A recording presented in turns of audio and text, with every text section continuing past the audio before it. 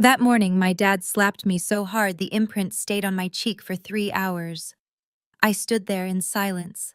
My brother David watched from across the room, his eyes drifting toward the window as if what just happened was perfectly ordinary, as if daughters get struck for asking questions every day in the Chandler household.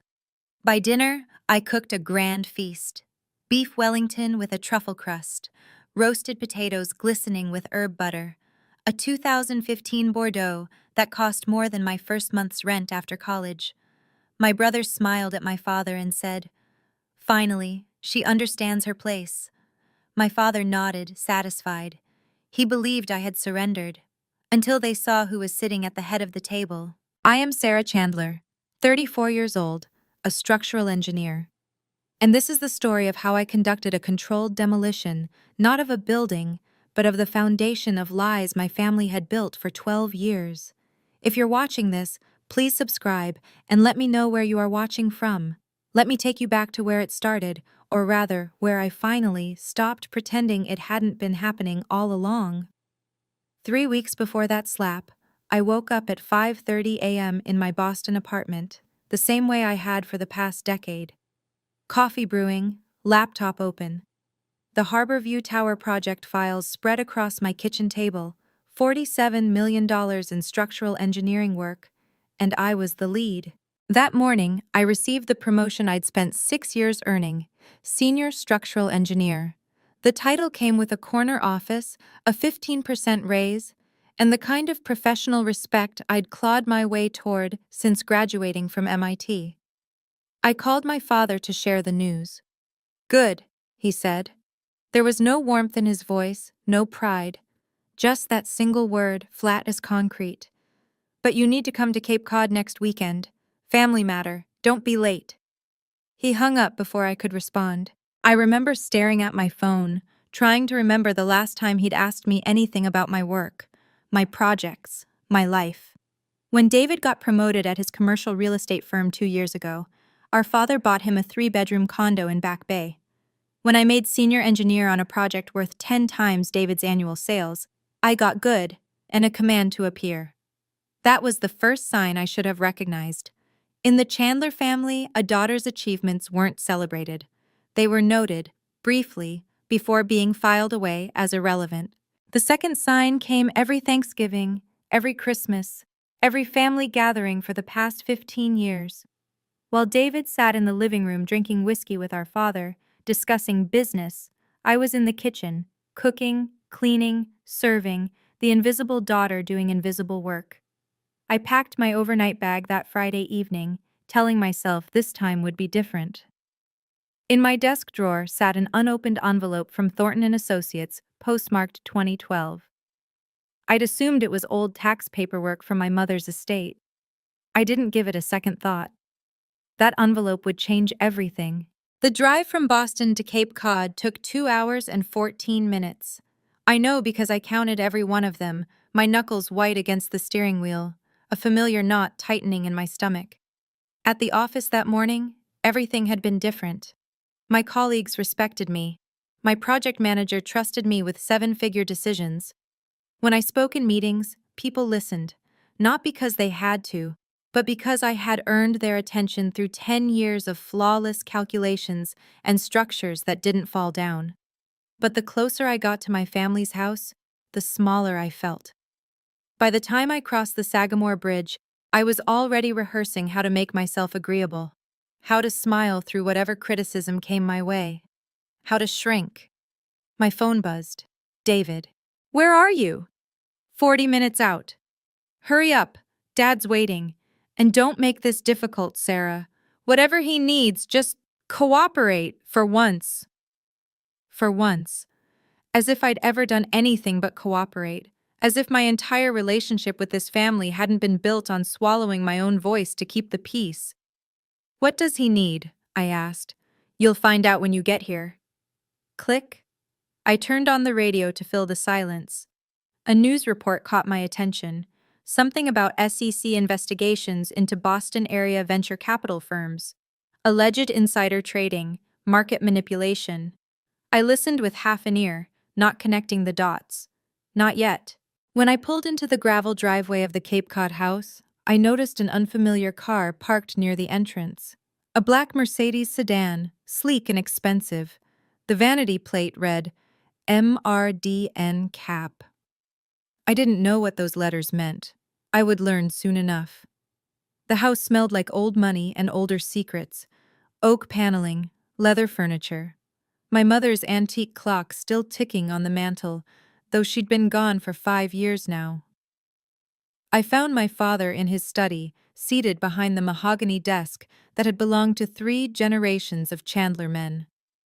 Across from him sat a stranger, a thin man in a charcoal suit, fingers steepled, briefcase open at his feet. When I entered, they both looked up with the expression of people interrupted mid-conspiracy. "Sit down," my father said. "No hello, no how was the drive." "Wait." The stranger stood, gathered his papers, and shook my father's hand. "I'll have the documents finalized by Monday, Gavin. We just need the signature." After he left, I finally got a look at my father. Gavin Chandler, 62 years old, former partner at one of Boston's most prestigious venture capital firms. His study walls were covered with the proof of his success: framed awards from investment associations, photographs with senators and CEOs, his Harvard Business School diploma positioned at eye level for anyone who entered. But something was different. His jaw was tight. His eyes carried a sharpness I'd seen before. Only in the worst times, when deals fell through or markets turned. David stood in the corner, tumbler of whiskey in hand, watching me with an expression I couldn't read. Warning? Contempt? Both? "Who was that man?" I asked. "Raymond Wells, financial broker." My father slid a stack of papers across the desk. "This is what I need from you." I picked up the documents. Second mortgage application. Property: Chandler Family Trust, Cape Cod residence. Principal amount: $1,200,000. Interest rate: 9.8%. Term: 5 years. And at the bottom, a signature line labeled, "Trustee authorization required." "Sign it," my father said. "Tonight." "I don't understand. If you own the house, why do you need my signature?" His face reddened. "Don't ask questions, Sarah. Just sign." I read the document again, slower this time. My engineer's eye caught details that didn't belong. The form required authorization from the trustee of the Chandler Family Trust. In the space where a name should have been typed, someone had crossed out Eleanor M. Chandler with black ink and handwritten Sarah E. Chandler above it. My mother's name, replaced with mine. "Dad, this says I'm the trustee." I looked up. "That can't be right. You've owned this house since Mom died." "The lawyers made a mistake years ago. We're correcting it now." His voice was too controlled, too rehearsed. "All you need to do is sign, and the correction goes through automatically." That wasn't how trusts worked. I didn't need a law degree to know that. "What's the money for?" I asked. David stepped forward. "Sarah, don't make this harder than it needs to be. Dad's under a lot of pressure right now. The details aren't your concern." "$1.2 million isn't a detail, David. It's a second mortgage on a property worth—" I glanced at the appraisal attached. $2.8 million. If something goes wrong, we lose the house." My father stood. "Nothing will go wrong." "Then explain it to me. If this is legitimate, why the rush? Why the secrecy?" "Because you're my daughter, and I'm telling you to sign." His palm slammed against the desk. "I don't need to explain myself to you. You've never contributed anything to this family except your presence at holiday dinners. The least you can do is not obstruct the people who actually matter." The words hung in the air like smoke. I set the papers down. "I need time to review this properly. I'll give you my answer tomorrow." My father's face went from red to purple. "You're refusing me?" March 14th, 8:47 a.m. I'll remember that timestamp for the rest of my life. I came downstairs after a sleepless night, determined to have a calm, rational conversation. I'd prepared questions. I'd practiced keeping my voice level. I thought if I could just explain my concerns clearly enough, my father would understand. They were waiting for me in the living room, my father in his armchair, David standing behind him like a soldier awaiting orders. I reviewed the documents, I began. I have questions about the terms, the interest rate, and specifically why this requires a trustee signature when— Enough! My father rose. I've had enough of your interrogation. You are my daughter. You don't have the right to question me in my own house. Dad, I'm not trying to— The slap came without warning. His open palm connected with my left cheek, with the force of 62 years of entitlement behind it. The crack echoed off the walls.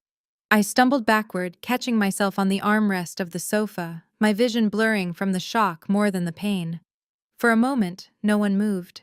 I looked at David, my brother, the person who had taught me to ride a bike when I was 7, who had held my hand at our mother's funeral. He turned his gaze toward the window. If you weren't so stubborn, he said quietly, none of this would have happened. You always have to make things difficult.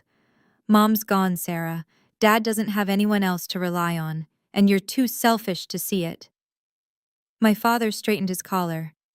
Sign the papers, or don't bother coming back to this house again. I didn't cry. Not because I wasn't devastated. I was.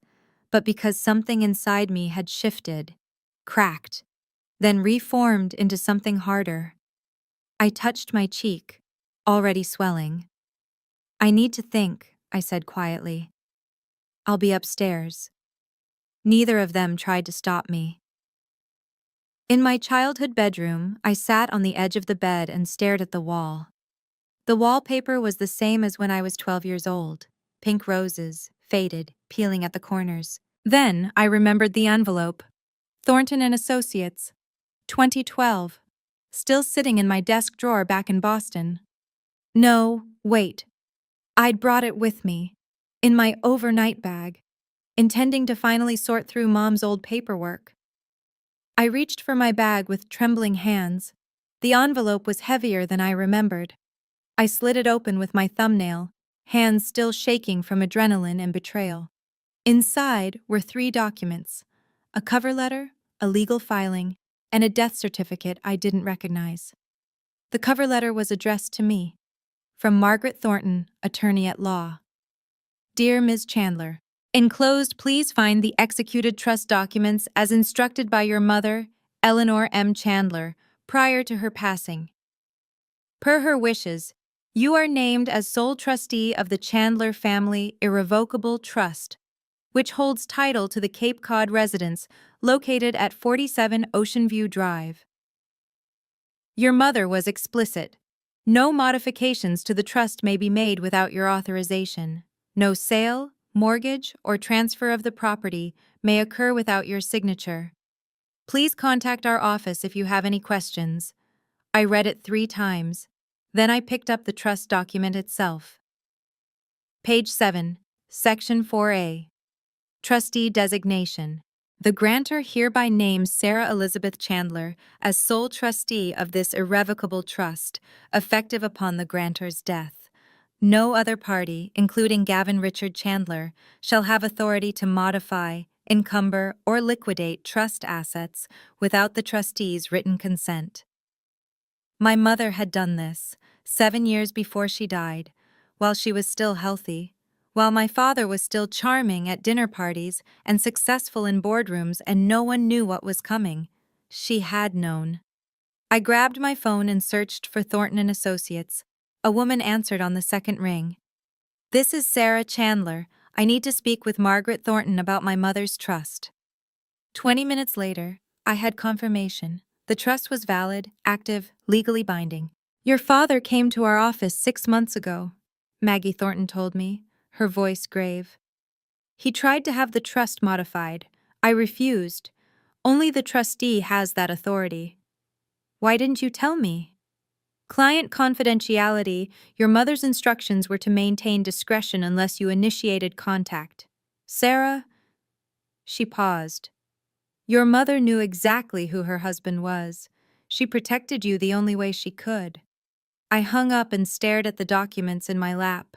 12 years. 12 years of believing I had no power.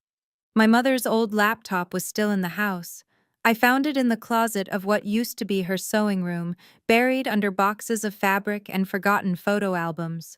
The password was the same as it had always been: my birthday. I didn't know what I was looking for. Maybe just something that would help me understand how the woman I remembered, gentle, accommodating, always deferring to my father, had secretly maneuvered to protect me from beyond the grave. Her email inbox was mostly spam and expired newsletters, but in the sent folder, I found a conversation from 2018, 1 year before she died. To M. Thornton at thorntonlaw.com. Subject: Concerns. Maggie. I need you to ensure Sarah is protected no matter what happens. I've watched Gavin become someone I don't recognize. The gambling is worse than I told you. The lies are constant. He's involved in things I don't understand, but I know they're dangerous. If anything happens to me, make sure she gets the trust documents. Make sure she knows the house is hers. Gavin will try to take it. I'm certain of that now. She deserves better than what I gave her. I was too afraid to fight while I was alive, but I won't let him hurt her when I'm gone. Eleanor. I read my mother's words through tears. I didn't know I was crying. Then I opened a browser and searched for the SEC investigation I'd heard about on the radio. Boston Financial Times. SEC expands probe into alleged market manipulation at multiple VC firms. One name appeared in the article's second paragraph. A company called Meridian Capital, allegedly the victim of a coordinated short-selling scheme that had cost them $2.3 million in 2019. The vanity plate outside flashed through my mind. MRDN Cap, Meridian Capital. My phone buzzed. Unknown number. A woman's voice. Ms. Chandler? My name is Eleanor Vance. I'm the CEO of Meridian Capital. We need to talk about your father. We met the next morning at a cafe in Provincetown, 40 minutes from the house. I told my father I was going for a drive to clear my head. He seemed pleased by my apparent submission. Eleanor Vance was not what I expected. 55 years old, silver-haired, with the bearing of someone who had survived wars both corporate and personal. She ordered black coffee and got straight to the point. Your father destroyed my company's stock price in 2019. He spread false information through back channels, then shorted our shares before the crash. He made $2.3 million in 3 days. We nearly went bankrupt. How do you know it was him? She slid a folder across the table. Because the SEC has been investigating him for 2 years. I've been cooperating with the federal prosecutor's office. They have emails, trading records, witness testimony. Your father made a lot of enemies, Sarah, and he made a lot of mistakes. I opened the folder. Inside were photocopies of documents I didn't fully understand. Trading logs, wire transfers, internal communications. But one page stopped me cold. A casino marker. $890,000, signed by Gavin Chandler, dated 3 months ago. He's in debt to an illegal gambling operation, Eleanor continued. Nearly $1 million. The $1.2 million he's trying to get from your house? That's to pay off his bookies and reinvest in another scheme. He's drowning, and he's planning to drag you down with him. I stared at the marker. My father's signature. His handwriting. His desperation made tangible. Why are you telling me this? Because the prosecutor needs an inside witness, someone who can confirm the timeline, someone who can get your father to reveal himself in front of people he can't deny. She leaned forward. And because I want justice. He took 18 months of my life rebuilding what he destroyed. I want him to answer for it. I thought about the slap. David's silence. 12 years of believing I had no power. What exactly, I said slowly, do you need me to do? Eleanor smiled. Have you ever heard of a controlled demolition? I returned to the house wearing the mask of a defeated daughter. I'm still thinking, I told my father when he demanded an answer. Give me until Friday. I want to make sure I understand everything before I sign. Friday was March 21st. He accepted the deadline with poorly concealed impatience. What followed was the longest week of my life. Every day, my father and David applied pressure in different ways. Gavin used guilt. Your mother would be ashamed of how you're tearing this family apart. David used fear. If Dad goes under, we all go under. Is that what you want? On Wednesday, I discovered my father had called my firm. He'd spoken to the HR director, casually mentioning that I was experiencing family difficulties and might need extended leave. When I confronted him, he smiled. I'm looking out for your interests, Sarah. You've been stressed. People are starting to notice. On Thursday, Victor Harrington called me. Victor was one of my father's oldest business partners, a white-haired man with old money manners who had known me since I was 6 years old. Sarah, dear, I'm just calling to check in. Your father mentioned you've been resistant to some family decisions. I hope you know that cooperation is always the wisest path. Families that fight in public rarely recover. The subtext was clear: sign the papers or your reputation won't survive. That night, I received an email from Preston Hayes, Assistant United States Attorney, District of Massachusetts. Ms. Chandler. Ms. Vance has briefed me on your willingness to cooperate. I'd like to arrange a meeting at your earliest convenience. We have audio recordings from your father's communications with his gambling contacts. These recordings are damaging, but not conclusive on their own.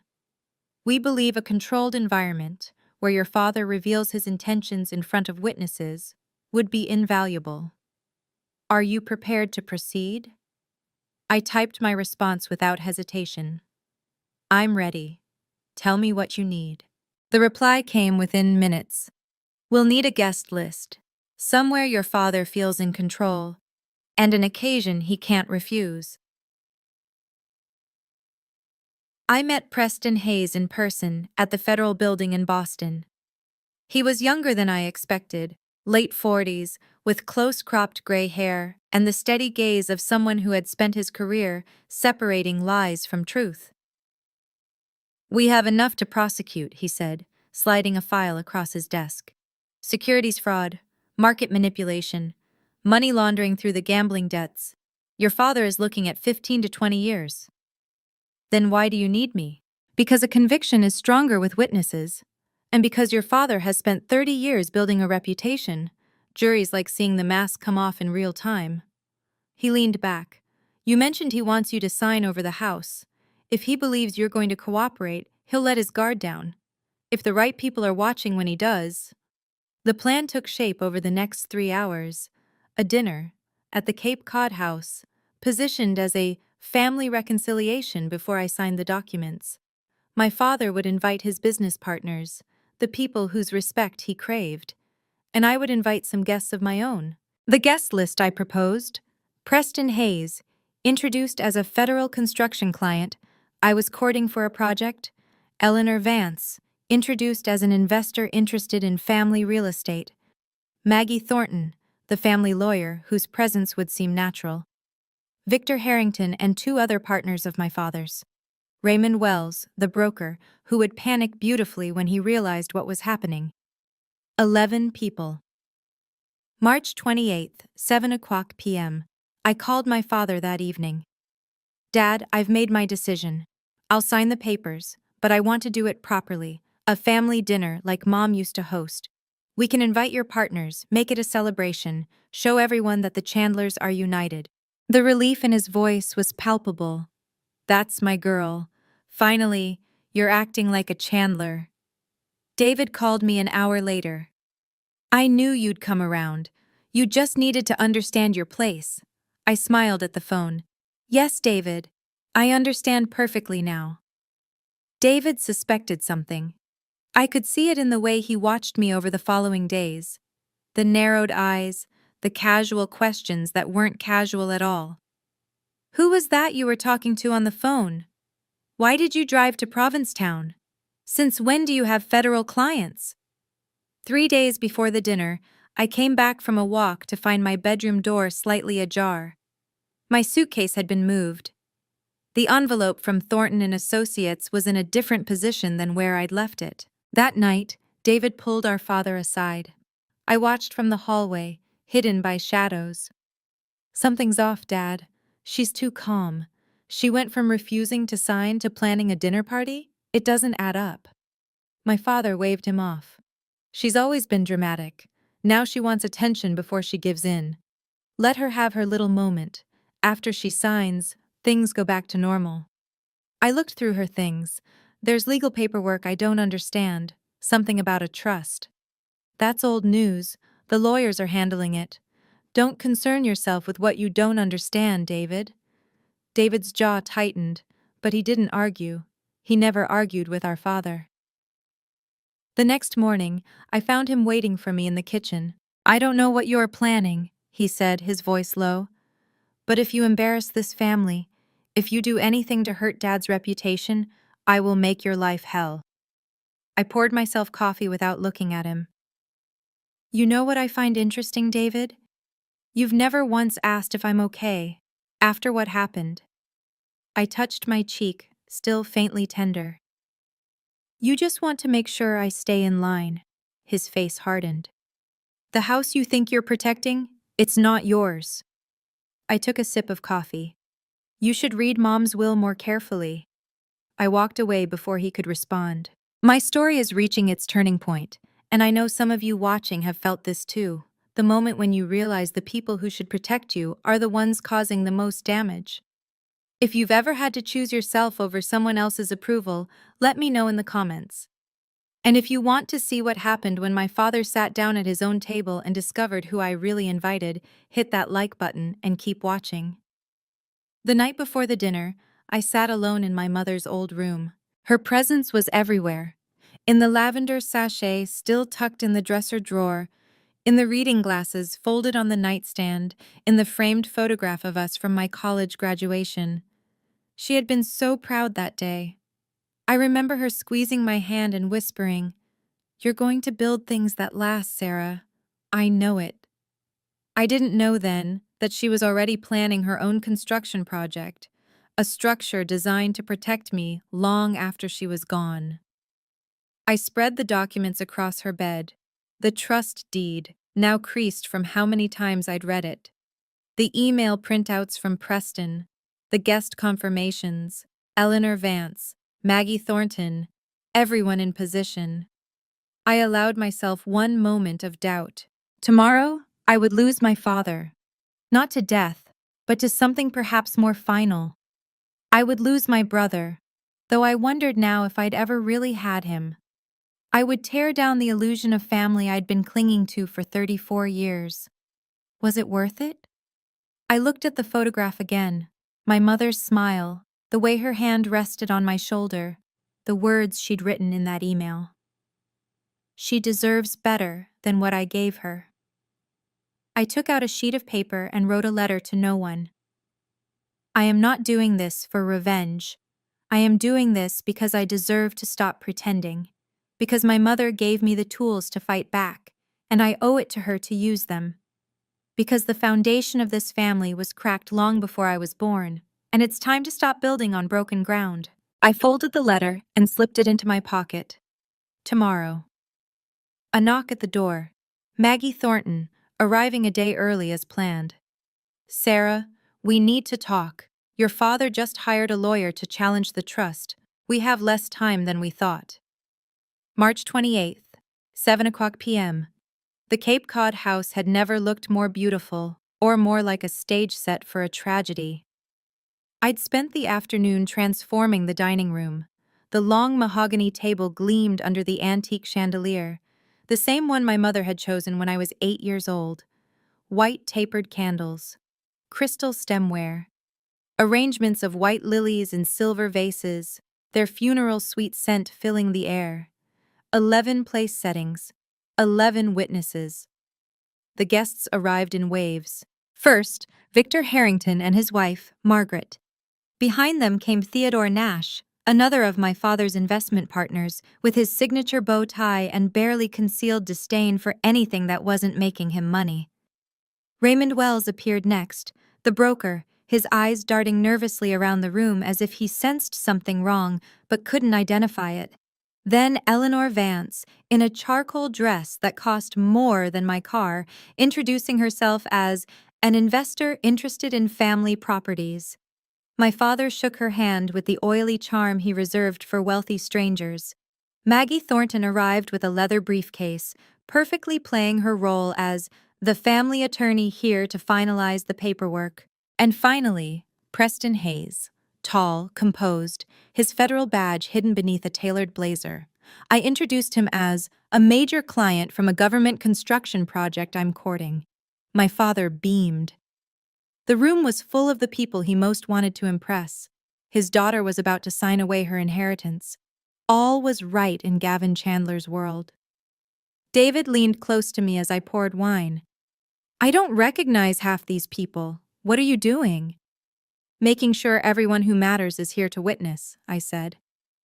Witness what? I smiled and walked away. Under my napkin, folded precisely, was the trust deed.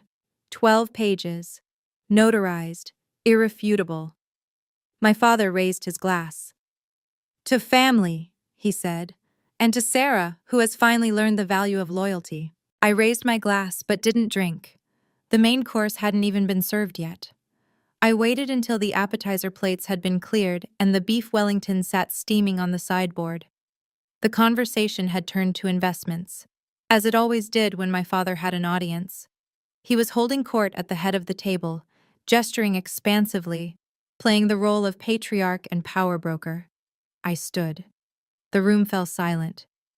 Before we continue, I said, my voice steady, I'd like to address the reason we're all here tonight. My father smiled indulgently. Of course, dear.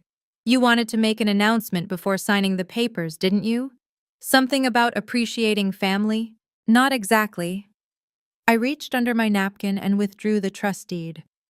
I wanted everyone here to understand the truth about this house, and about the documents my father has been pressuring me to sign. David half rose from his chair. Sarah, what the hell are you? Sit down, David. Something in my voice made him comply. I held up the document so everyone could see the notary seal. This is the irrevocable trust established by my mother, Eleanor Chandler, in 2012. According to this trust, I am the sole trustee of the Cape Cod property. Not my father, not my brother, me. Victor Harrington frowned. Gavin, what is she talking about? My father's smile faltered. Sarah, this isn't the time. Mrs. Thornton, I turned to Maggie. You drafted this document. Would you please confirm its contents for the table? Maggie stood, her voice clear and professional. I prepared the trust at Mrs. Eleanor Chandler's request. The language is unambiguous. Sarah Chandler has sole authority over all trust assets. No modifications can be made without her written consent. Mr. Gavin Chandler has no ownership interest in this property and no authority to mortgage, sell, or transfer it. The silence that followed was absolute. Raymond Wells's face had gone white. He pushed back from the table slightly, as if preparing to run. My father's jaw tightened. This is a misunderstanding. Those documents were supposed to be... Supposed to be what, Dad? I asked. Hidden from me, like everything else? And now, I said, turning to Preston Hayes, I'd like to properly introduce one of our guests. Mr. Hayes, would you tell everyone who you really are? Preston rose from his seat, reaching into his jacket pocket. When his hand emerged, it held a leather case that he flipped open to reveal a gold badge. Gavin Chandler, my name is Preston Hayes. I'm an assistant United States attorney with the District of Massachusetts. I have a warrant for your arrest on charges of securities fraud, market manipulation, and money laundering. For a moment, no one moved. Then chaos. David lunged toward the door and froze when he saw the 2 FBI agents who had been waiting in the hallway, summoned by a text I'd sent 3 minutes earlier. Raymond Wells knocked over his wineglass, the red spreading across the white tablecloth like blood. I didn't know anything, he stammered. Whatever he told you, I was just facilitating paperwork. I had no idea. Victor Harrington stared at my father with the expression of a man watching his investments evaporate. Gavin, tell me this is a mistake. But my father was looking at me, only at me. You did this, he said. His voice was quiet now, controlled, more frightening than his anger. My own daughter. You slapped me for asking questions, Dad. You tried to steal from me. You've been lying to me for 12 years about who owns this house. Eleanor Vance spoke for the first time since the appetizer course. And he's been lying to everyone else for much longer. Gavin, in 2019, you manipulated my company's stock and made $2.3 million while nearly destroying everything I built. Did you think no one would ever find out? Preston approached with handcuffs. Gavin Chandler, you have the right to remain silent. Anything you say can and will be used against you in a court of law. My father didn't resist as the cuffs clicked around his wrists, but his eyes never left mine. Your mother would be ashamed of you, he said. No, I replied quietly. She's the one who gave me the weapons to fight back. She knew exactly who you were. They led him out through the front door of the house he thought he owned, past the guests he'd hoped to impress, into the waiting federal vehicle. He didn't look back.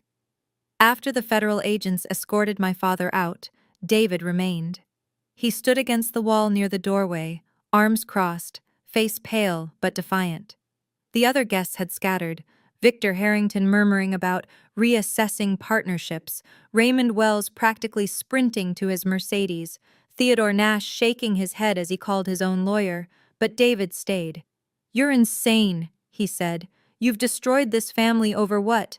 Some old paperwork? A slap? I walked toward him slowly.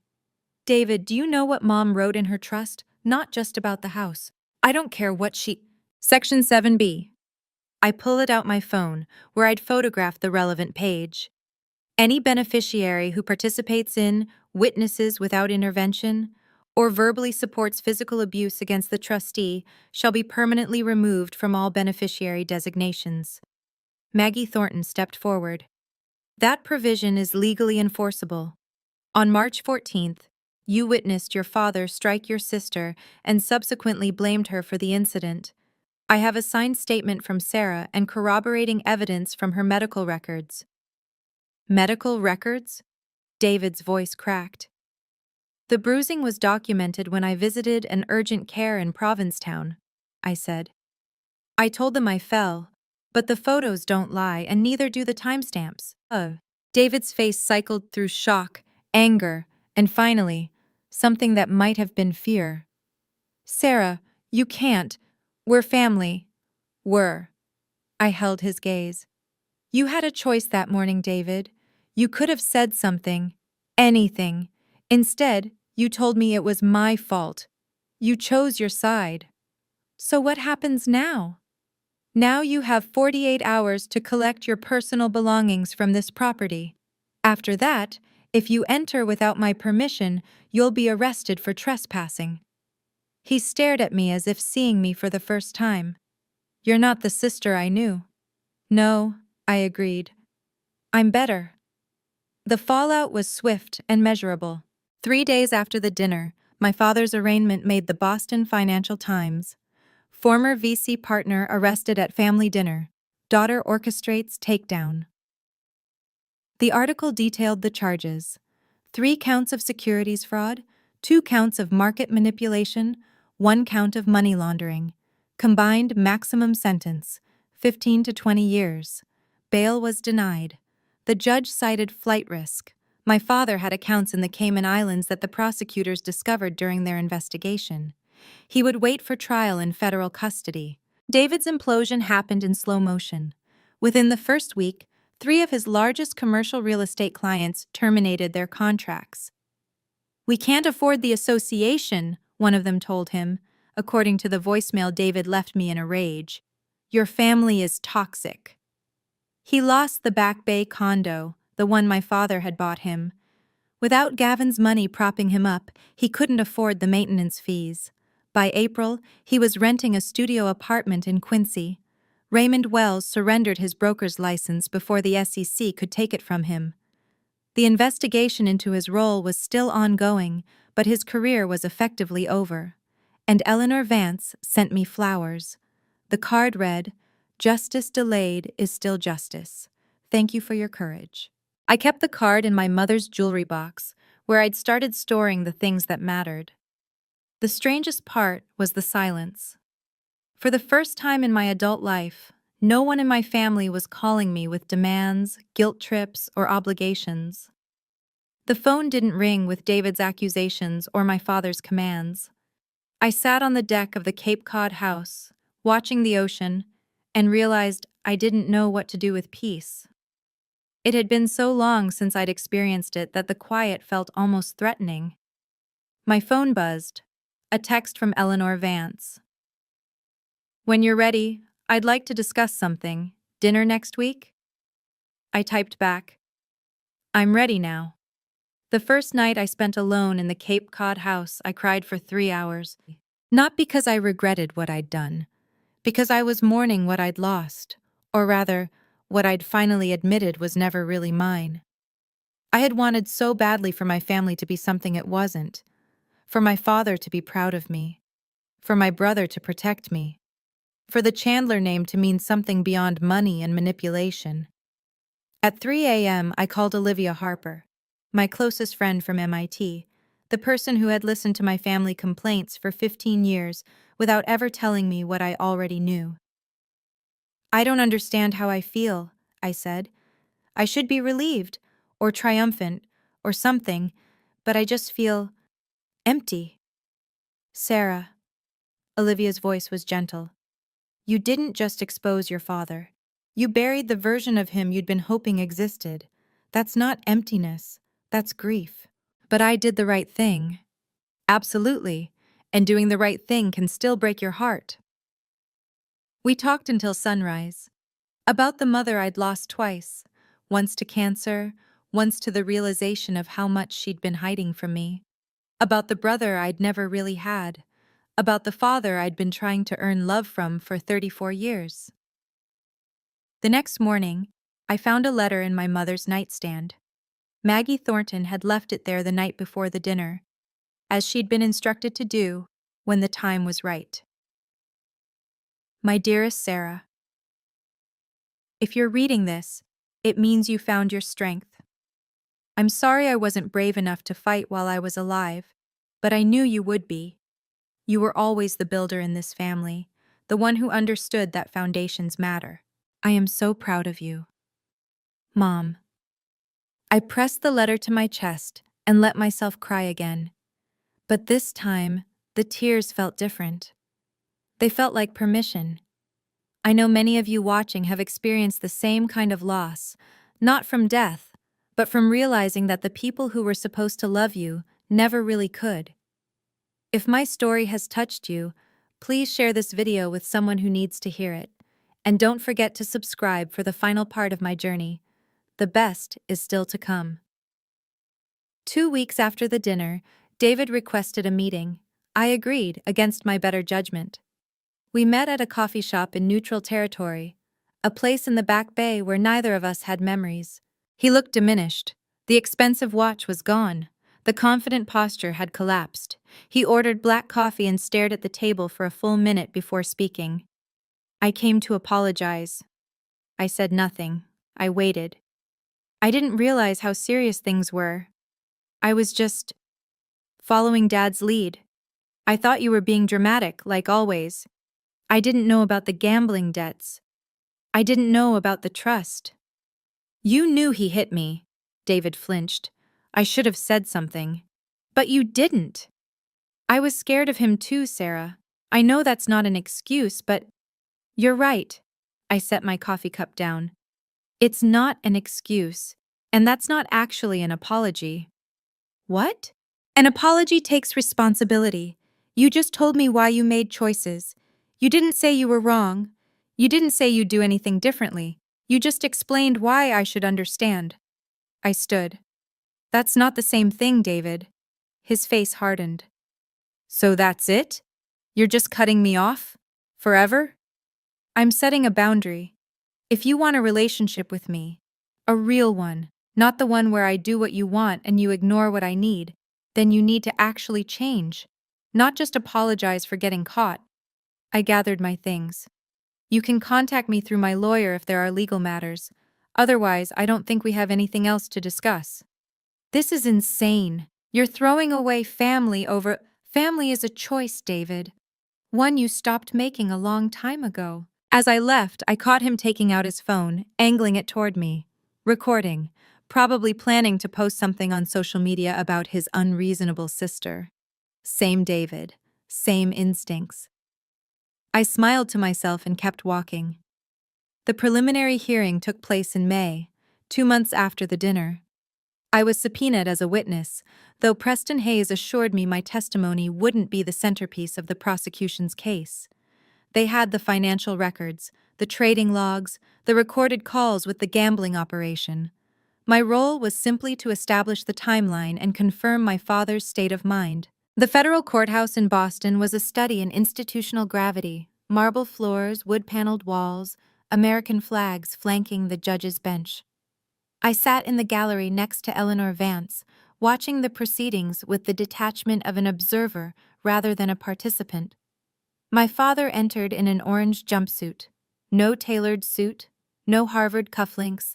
His hands were shackled in front of him, his posture somehow diminished despite his efforts to stand tall. He saw me in the gallery. Our eyes met. I expected to feel something: anger, satisfaction, perhaps even pity. Instead, I felt what I imagined a structural engineer feels when watching a condemned building finally come down. Not pleasure exactly, just the completion of an inevitable process. The prosecutor presented evidence for an hour. Trading records from 2019, wire transfers to offshore accounts, the audio recording of my father negotiating with his bookmaker, his voice unmistakably desperate. I need more time. The money's coming. I have a property I can leverage. When the recording mentioned the Cape Cod house, several members of the gallery murmured. The judge ruled there was sufficient evidence to proceed to trial. Bail was denied for the second time. As the marshals led my father out, he passed within 5 feet of my seat. He paused, just for a moment. "Sarah." His voice was hoarse. "I'm still your father." "Yes," I said quietly, "and I'm still the daughter you never saw clearly." He opened his mouth to respond, but the marshals urged him forward. That was the last time I saw Gavin Chandler as a free man. The call from Victor Harrington came in early June. I hadn't expected to hear from him again. He'd been one of my father's closest allies, and I'd assumed the dinner had permanently poisoned any potential relationship between us. But his voice on the phone was different now, respectful, almost cautious. "Sarah, I want to be direct with you. I was appalled by what happened that night. Not just at your father, but at myself. I spent 30 years trusting a man who was lying to everyone around him." "Why are you calling me, Victor?" "Because I need an engineer I can trust, someone with integrity. My development group is starting a hospital project in Rhode Island. $120 million. And I'd like you to be the lead structural engineer." I was silent for a long moment. "You're offering me the biggest project of my career because my father turned out to be a criminal?" "I'm offering it because of how you handled yourself. Anyone can be born into a successful family. It takes actual character to hold that family accountable when they cross the line." He paused. "I've worked with a lot of engineers, Sarah. I've never seen one stay that calm under that kind of pressure." I accepted the project. Not because of what it meant for my career, though it meant everything, but because it felt like the universe was finally responding to the question I'd been asking my whole life. What am I worth when no one is propping me up? The answer, it turned out, was more than I knew. That same week, Eleanor Vance made a different kind of offer. "I want to fund a foundation," she said over dinner, "for women escaping financial abuse. I want you to run it." I didn't hesitate. "When do we start?" 6 months later, the Cape Cod house finally felt like home. I'd renovated cautiously, keeping the bones my mother had loved while adding new spaces that reflected the life I was building. The sewing room became my office. The guest bedroom was converted into a small library. On the deck, I installed a telescope my mother had always wanted but never bought. The Haven Foundation launched in October. Seed funding, $500,000, drawn from the restitution payments the court ordered my father to make to his victims. Eleanor Vance had requested that a portion be directed to the foundation, and the judge agreed. Our first client was a woman named Michelle, 42 years old, 3 children, married to a man who had drained her retirement accounts and hidden assets in shell companies. Within 6 weeks, we'd connected her with forensic accountants, family law attorneys, and a safe place to rebuild. I didn't know places like this existed, she told me at our second meeting. I thought I was trapped. I know the feeling, I said. I was too, until someone showed me the door. The hospital project in Rhode Island broke ground in November. I stood on site as the first beams were lowered into place, watching the skeleton of something permanent take shape against the winter sky. David had stopped calling. I heard through mutual acquaintances that he was struggling. His real estate business had collapsed. His reputation never recovered. Part of me wondered if he ever thought about that morning, if he ever regretted not speaking up. But most of me had moved on. The family I had now wasn't defined by blood. It was defined by the people who showed up. Olivia, Eleanor, Maggie, the women we helped through Haven. We weren't related, but we were family. On the anniversary of my mother's death, I sat on the deck and wrote her a letter. The ocean stretched out before me, gray and endless under the November sky. I could hear the wind through the dune grass, the same sound that had lulled me to sleep every summer of my childhood. Mom, I did what you asked me to do. I protected the house. I protected myself. And I built something from the ruins, not just a career or a foundation, but a life that actually belongs to me. I still don't know if you'd be proud or heartbroken. Maybe both. I think you'd understand that sometimes those two things aren't opposites. I've stopped waiting for Dad to change. I've stopped hoping David will wake up. I've stopped believing that family is something you're owed just because you share DNA. You taught me that the foundation matters most, that the things we build are only as strong as what we lay beneath them. I'm building on solid ground now. I love you. I wish you were here to see it. Sarah. I folded the letter, carried it to the fire pit, and set it alight. The flames curled the paper's edges, turning my words into ash and smoke. The wind lifted the ashes toward the ocean. I watched them scatter until there was nothing left, and for the first time since all of this began, I felt something other than grief or anger or determination. I felt peace. Morning, early December. The sun was just breaking over the Atlantic, painting the Cape Cod house in shades of gold and rose. I stood in the doorway, coffee in hand, wearing the new coat I'd bought myself for no reason other than that I wanted it. The updated trust document sat on the kitchen table next to the Haven Foundation's first annual report. On the wall, in a new frame, was my mother's photograph. The one from my graduation, her hand on my shoulder, her smile full of something I hadn't recognized until now. Pride. The drive to Rhode Island would take 2 hours. The hospital project team was meeting at 9. My phone showed 3 emails from potential Haven clients, 2 from colleagues, and 1 from Eleanor Vance with a subject line that read, "Dinner next week?" I smiled. Not a triumphant smile, not a victorious one. Just the smile of someone who had finally stopped surviving and started building. I am Sarah Chandler. I am a structural engineer.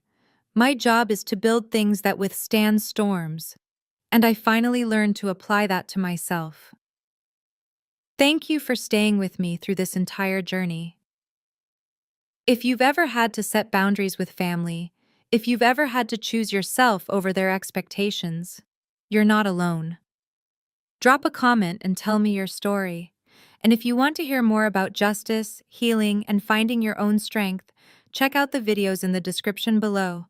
I'll see you in the next story.